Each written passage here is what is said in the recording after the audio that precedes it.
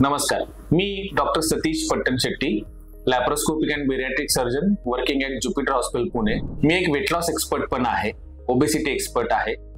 त्याच्यामुळे आज आपण एक्सरसाइजेस फॉर फॅट लॉस ह्याच्यावरती बोलू आपण. कारण जसं आम्ही बघितलं की जे 100 पेशंट जे आमच्याकडे महिन्याला येत असतील वेट लॉस साठी, तर सगळ्यांना सर्जरी लागते का? तर नक्कीच नाही. ऑलमोस्ट 95% ऑफ पेशंट्सना फक्त डाएट आणि एक्सरसाइजेस लागतात. त्या डाएट आणि एक्सरसाइजनेच त्यांचं वजन कमी होऊ शकतं. तर मग बरेचशे लोकांचं असं की एक्सरसाइज म्हणजे काय, की आम्ही जिम लावावं का, मग का आम्ही वॉकिंग करायला पाहिजे.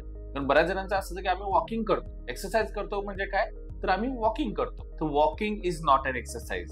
Walking is kind of a national exercise for all Indians. असं नाहीये. वॉकिंग इज फक्त पायाचा एक्सरसाइज होतो, ते पण फक्त थोड्या वेळासाठी. It's a kind of a aerobic exercises. तर एक्सरसाइजेस मध्ये काय करायला पाहिजे, फॅट लॉस साठी काय करायला पाहिजे, एस्पेशली जे तुमचं पोटाभोवती ढेरी जे आहे ते फॅट लॉस करण्यासाठी आपण काय काय एक्सरसाइज करायला पाहिजे याच्यावरती आपण आज बोलू. First thing, as I always said, की सगळ्या वेट लॉस जर्नीमध्ये डाएट आणि exercise plays a very important role. सगळ्या वेट लॉस जर्नीमध्ये डाएट आणि एक्सरसाइज तुम्ही करायलाच पाहिजे. तर डाएटमध्ये जसं मी आधीच्या एपिसोडमध्ये सांगितलं की डाएटमध्ये तुम्ही कॅलरी डेफिसिट मोडमध्ये गेला पाहिजे. 200 to 300 कॅलरीज कमी घ्यायला पाहिजे, जे तुमचं routine normal BECIL metabolic rate आहे त्याच्यापेक्षा. त्याच्यामध्ये प्रोटीन जास्त घ्यायला पाहिजे. 50% प्रोटीन्स, 30% कार्बोहायड्रेट्स अँड 20% फॅट. हे सगळं डाएट होत असताना, but weight loss, let me tell you, is 80% diet control, 20% exercise. But 20% exercise पण खूप इम्पॉर्टंट आहे. तर एक्सरसाइज मध्ये प्रकार असतात की ज्याच्यामध्ये तुम्हाला 3 प्रकारचे एक्सरसाइजेस आहेत. एक आहे एरोबिक्स. एरोबिक्स म्हणजे आपण जसं की म्हणतो की वॉकिंग आहे, रनिंग किंवा जॉगिंग आहे, किंवा बाकीचं झुंबा वगैरे आहे. दिस आर ऑल एरोबिक एक्सरसाइजेस. ह्याच्यानं फक्त फास्टिंग मध्ये जर तुम्ही करत असाल तर तुम्हाला फॅट लॉस होतो. तर दॅट इज फास्टिंग कार्डिओ. तर फास्टिंग कार्डिओ मध्ये जर तुम्ही म्हटला तर फास्टिंग स्टेटमध्ये म्हणजे उपाशी पोटी जर सकाळी सकाळी जर तुम्ही एरोबिक्स करत असाल तर up to 30 minutes of aerobics will help in weight loss. But if you do aerobics for more than 30 minutes or 45 minutes, त्याच्यामध्ये भूक जास्त लागते. तर भूक जास्त लागू नये म्हणून 30 minutes aerobics is much more than sufficient. Second आहे yoga. Yoga is for flexibility. बरेचसे पेशंट मध्ये आम्ही योगा करतो, but yoga is not for weight loss.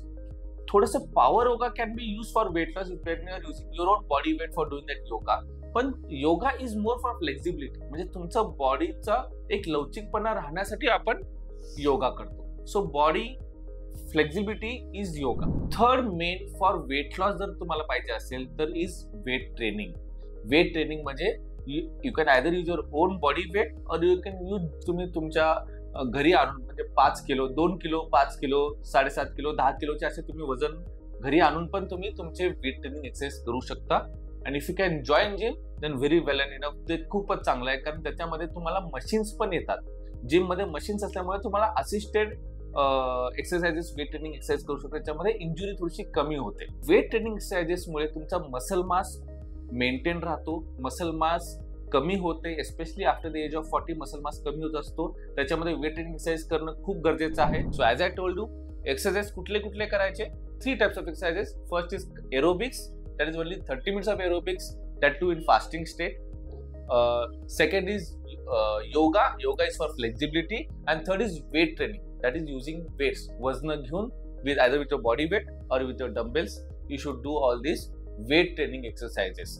So all these weight training exercises are most useful for fat loss, कारण तुमचा तो muscle mass वाढवतो. Muscle mass वाढले की तुम्ही जास्त हेल्दी पण राहता आणि वेट लॉस जर्नीमध्ये जास्त त्याचा उपयोग होतो. If you have any doubts, questions or comments, you can comment in the comment box. We are always there to help you for your weight loss journey.